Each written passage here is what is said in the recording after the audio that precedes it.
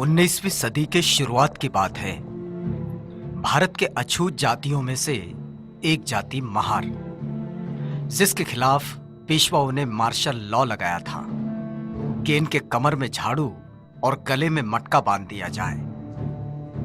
दरअसल ये अशोक काल में हुई ब्राह्मणों की निर्भत्सना का नागवंशियों के खिलाफ प्रतिशोध था। वैसे तो महार जाति अपनी वीरता के लिए प्रसिद्ध थी, लेकिन जब संसाधन ही छीन लिए जाते हैं तो कोई भी विकलांग हो सकता है।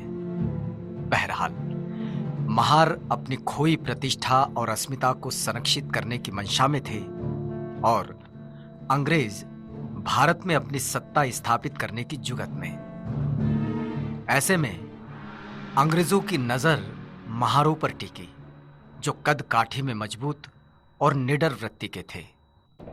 अंग्रेजों ने ब्रिटिश भारत की सेना में महारों के लिए दरवाजे खोल दिए और उन्हें फौजी शिक्षा भी दी।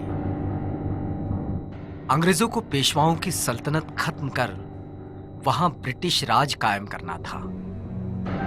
तैयारी शुरू हुई पेशवाओं पर आक्रमण करने की। महारों के सरदार सेनापति सिद्धनाग के कानों पर यह खबर पड़ी तो वे स्वयं बाजीराव पेशवा से मिलने गए। पेशवा बाजीराव से सिद्धनाग ने कहा, अंग्रेजों की तरफ से लड़ने की हम अछूतों की कोई इच्छा नहीं और यह हमें पसंद भी नहीं। यदि हम तुम्हारी ओर से लड़कर अंग्रेजों को यहां से भगा दें और यदि हम ऐसा कर लें तो तुम्हारे राज्य में, तुम्हारी सेना में हमारा स्थान क्या होगा। पेशवा बाजीराव ने सिद्धनाग के इस प्रस्ताव की अवहेलना की और कहा, सुई की नोक पर थर्राते हुए ठहरे धूल के कण जितना स्थान भी तुम महारों के लिए हमारे पास नहीं है। तुम लोग हमारे पैरों की धूल हो और वो ही बने रहोगे। चतुर्वर्ण व्यवस्था ने तुम महारों के लिए जो नियम बनाए हैं उनमें थोड़ा भी बदलाव नहीं होगा। तुम नीच हो, नीच ही रहोगे। पेशवा के जवाब से सिद्धनाग ठिठुर गए। उनका खून खौलने लगा और वे गरज पड़े, हम आज तक तुम्हारे अन्याय अत्याचार सहते रहे, लेकिन अब तुमने स्वयं ही अपनी मृत्यु रेखा खींच ली है। महारों ने शस्त्र उठा लिए हैं। अब ये उच्च वर्णीय मगरूरी मिट्टी में मिल जाएगी। युद्ध की भाषा हमसे ना करो।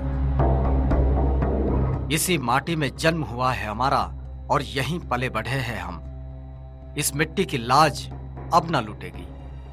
अपने न्याय हकों के लिए युद्ध करना कोई पाप नहीं है। ये ही युद्ध की अंतिम घोषणा है। और इस ऐलान के साथ सिद्धनाग वहां से निकल गए। दरअसल पेशवाओं के अत्याचार से महार समुदाय त्रस्त हो गया था और स्वाभिमानी जीवन जीने के लिए युद्ध का रास्ता उसे जचने लगा। अब ब्रिटिश आर्मी का वो हिस्सा थे और पेशवा के आह्वान से चिंगारी और भड़की। जैसे बाबा साहब डॉक्टर अम्बेडकर कहते हैं, जहां सहन शक्ति खत्म हो जाती है वहीं क्रांति का जन्म होता है।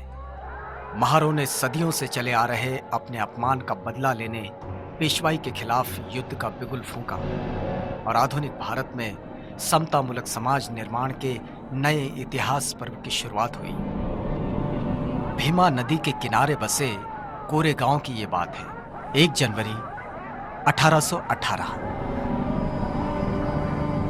मुंबई के नेटिव इन्फेंट्री के 500 जवान, जो सभी महार जाति से थे, 250 घुड़सवार और 2 तोपें, कैप्टन स्टॉटन का नेतृत्व और सामने पेशवा के 25,000 से भी ज्यादा पैदल सैनिक और 3,000 घुड़सवार।